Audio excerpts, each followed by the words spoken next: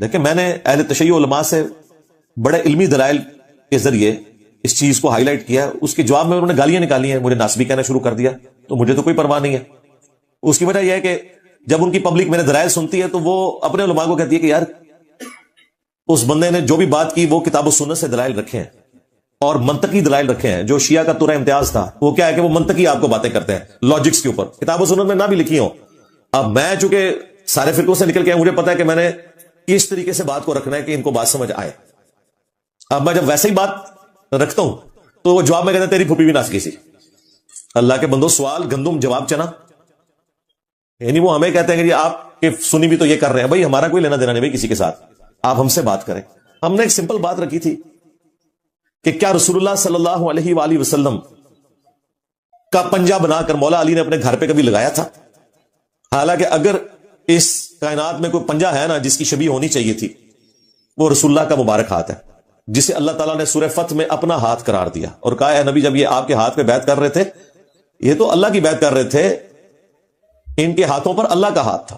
یعنی نبی چونکہ نمائندہ ہوتا ہے دنیا میں اللہ کا، تو رسول اللہ کا ہاتھ اللہ کا ہاتھ۔ پھر سورۃ الانفال میں اللہ تعالیٰ نے فرمایا وما رمیت اذ رمیت ولکن اللہ رما۔ اے نبی جب آپ نے وہ کنکریاں پھینکی تھیں، اسپیسیفکلی تو یہاں غزوہ بدر کا ذکر ہے، حنین میں بھی ہوا تھا لیکن یہاں پہ بدر کا ذکر ہے، دونوں جگہ پہ نبی علیہ السلام نے جب ایک مٹھی بھر کے کافروں کی طرف پھینکی تو ان کی آنکھوں میں جا کے لگی اور مسلمانوں کو فتح ہو گئی۔ تو یہ کنکریاں آپ نے نہیں پھینکی تھی، یہ ہم نے پھینکی تھی، جبکہ آپ نے پھینکی تھی۔ دیکھیں الفاظ، تو نبی علیہ السلام کا ہاتھ تو اللہ کا ہاتھ تھا۔ مولا علی 5 سال تک کوفے میں رہے، کبھی آپ نے اپنے گھر پہ یا کوفے کی جامع مسجد جو آپ کا ہیڈ آفس تھا اس میں کوئی پنجہ بنوا کے رسول اللہ کا تو نہیں لٹکایا۔ تو میرے بھائی بعد کے جو پنجے آپ نے بنا لیے ہیں، دین میں خود سے چیزیں داخل کی ہوئی ہیں۔ یہ میں نے لاجیکل جواب دیا تھا، منطقی جواب۔ اب اس کا تو جواب کوئی نہیں۔ مولا حسن حسین جو ہے وہ سبیل کے اوپر ڈیوٹی کر رہے ہوتے تھے، بتاؤ بس ختم۔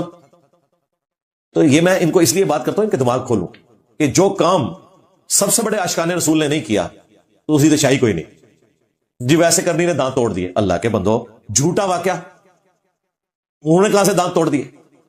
اور جن کے سامنے دانت شہید ہوئے مولا علی اور سیدہ فاطمہ، جو بخاری مسلم میں آتا ہے، سالم بن سعد السعدی کہتے ہیں اللہ کی قسم میں جانتا ہوں کہ غزوہ احد کے موقع پر حضور کا زخم کس نے بھرا تھا، آپ کی مرہم پٹی کس نے کی تھی؟ مولا علی علیہ السلام ایک ڈھال کو الٹا کر کے اس میں پانی لے کے آئے، سیدہ فاطمہ اس پانی سے زخم کو دھوتی تھی، اور جب وہ خون نہیں رک رہا تھا تو انہوں نے کاٹن کا ایک کپڑا جلا کے اس کی راکھ حضور کے زخم پہ رکھی تو خون رکا۔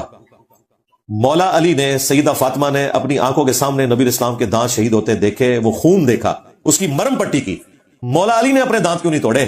تم یہ بتانا چاہ رہے ہو کہ ویسے کرنی جو ہے وہ مولا علی سے بڑا عاشق رسول ہے؟ یہی مطلب نکلا نا، اور کیا نکلتا ہے؟ پھر آگے کہانیاں بنائی جی کیلا نازل، اللہ دے بندو کیلے کا ذکر قرآن میں موجود ہے، کیلا تو پہلے تھا جے، کسی سائنٹسٹ کو نہ دسنا، شکر ہے گوروں کو اردو نہیں آتی، تمہیں انگریزی نہیں آتی، کیلا نازل ہے ویسے کرنی ہے۔ پہلے یہ مسئلہ حل کرو، تم نے ویسے کرنی کا مرتبہ حضرت علی سے فاطمہ سے بڑھا دیا ہے۔ یہ جھوٹا واقعہ، جعلی واقعہ، اس کے اوپر پورا ماتم کھڑا کیا ہوا، آگ پہ ماتم، کوئلوں پر ماتم، زنجیر زنی، چھوریاں مارنا، یہ ساری کی ساری بدعات انہوں نے ویسے کرنی سے لی ہے کہ بھی محبت میں آپ دانت بھی توڑ سکتے ہیں، ویسے کرنی نے توڑے تھے، ہم چھریاں بھی مار سکتے ہیں۔ جس بنیاد پہ آپ نے یہ سارا معاملہ کھڑا کیا ہے وہ بنیاد ہی جعلی ہے، اور وہ اتنی گستاخانہ ہے کہ آپ مولا علی کو یہ تانا دے رہے ہو کہ بھائی دیکھو ویس تو چوتھے ملے انہیں دند پان لینے، تسی کو نہیں پننے، تسی ویک کے بھی اللہ دے بندے ہو دند نہیں پننے اپنے۔ اب جب میں اس طریقے سے شیعہ کی پبلک کو ایڈریس کرتا ہوں نا، وہ جا کے شیعہ کے مولویوں کے ان کے ذاکرین کے گاٹے فٹ ہو جاتی ہے کہ واقعی گالتے نہیں رہتا، بات تو صحیح ہے، وہ میں دیکھا نا بات تو صحیح ہے، اب بات تو صحیح ہے، جواب کے دے رکھو۔ اگر وہ کہتے ہیں کہ حضرت ویسے کرنی نے کام ٹھیک کیا تھا تو لوگ کہتے ہیں پھر مولا علی نے کیوں نہیں کیتا؟ عشق تے پھر ایسی کہ مولا علی بھی پندے دان، تو کیا ویسے کرنی زیادہ عاشق رسول تھے؟ اب یہ بھی نہیں کہہ سکتے، جائیں کدھر؟ بات ہی چلی ہے۔ پھر کہتے ہیں انجینئر صاحب کی بات ٹھیک ہے، تو دیکھ لو انجینئر صاحب جتھے پہ جاندے تھے نا، تو پھر وہ اینڈ رزلٹ یہ نکلتا ہے گالی گلوچ، کوئی علمی دلیل نہیں، کہانیاں۔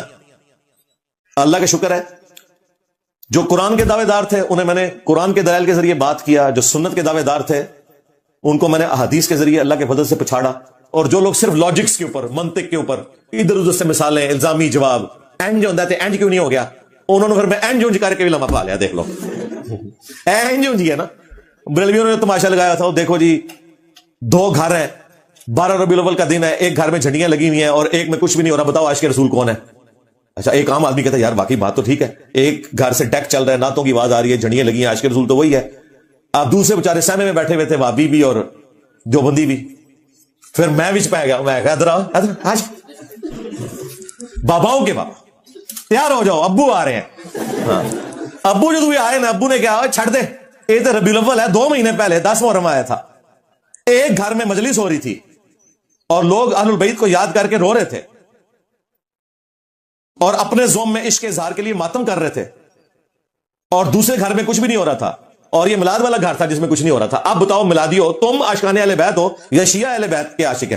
کہنا نہیں ہے کوئی عشق دی نشانی تے نہیں نا, یہ ثابت کو نہیں, تو تیرا بھی ثابت کوئی نہیں, لو سامو. تو جس کو جو پانا فٹ ہوگا ہم کریں گے. ہاں ایسا رینج ہے ساڈے کول جگہ ماسٹر کی ہے, اللہ کے شکر ہے.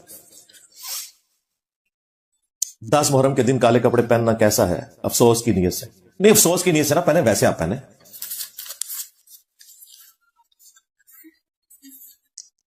میں سعودی عرب میں ٹرک چلاتا ہوں اور زیادہ لمبے روٹ ہوتے ہیں, تو کیا قصر نماز ہی ادا کرنی ہوگی؟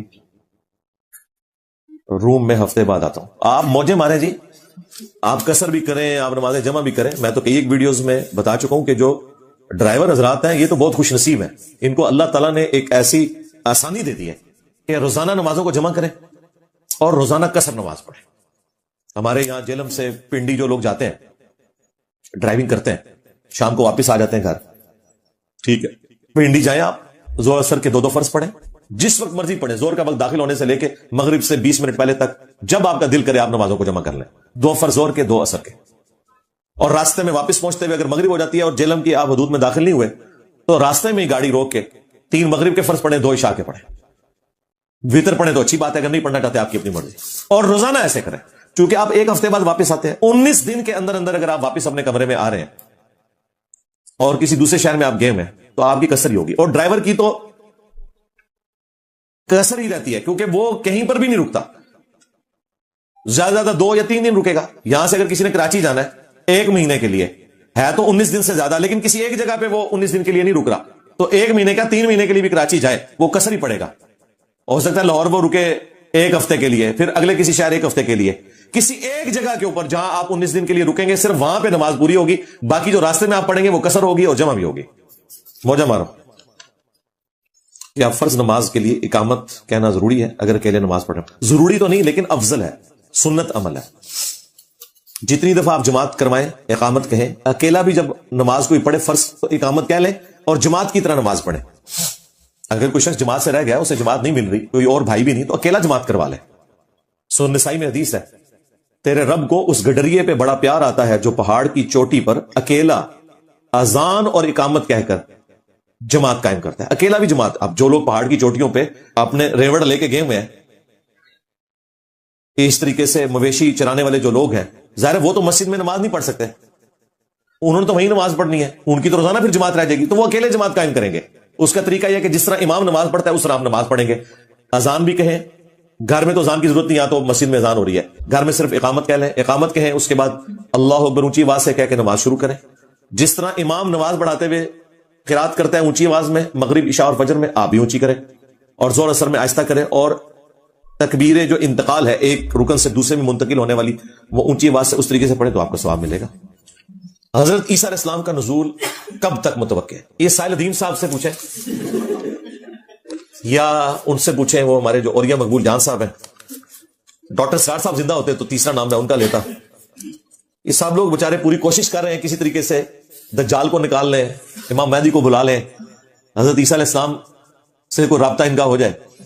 تو اس قسم کی پیش گوئیاں میں نہیں کرتا. میں آپ کو صرف اتنا بتاؤں گا جتنا قرآن و سنت میں آیا. جب تک وہ ہو نہیں جاتا ہم وثوق سے بتا نہیں سکتے, یہ ذہن میں رکھیے گا. اس طرح کے اٹکل پچو جو لوگ چلا رہے ہیں وہ شروع سے چلا رہے ہیں. میں آپ کو بتاؤں یہ کوئی آج کے لوگوں کا مسئلہ نہیں ہے. جب تک 1000 سال پورے نہیں ہوئے تھے نا نبی علیہ السلام کے دنیا سے تشریف لے گئے, پرانے بزرگوں کی آپ کتابیں پڑھیں تو وہ یہی کہتے تھے جی 1000 سال بعد قیامت آ جائے گی, اندازے لگاتے تھے. آج 1000 کے اوپر بھی 445 سال گزر چکے ہیں, پتہ نہیں ابھی کتنا عرصہ باقی ہے. اس قسم کی تباہ آزمائی کرنا, خود سے رزلٹ نکالنا, کوئی ڈیٹس بتانا. اعلیٰ حضرت نے بھی امام مہدی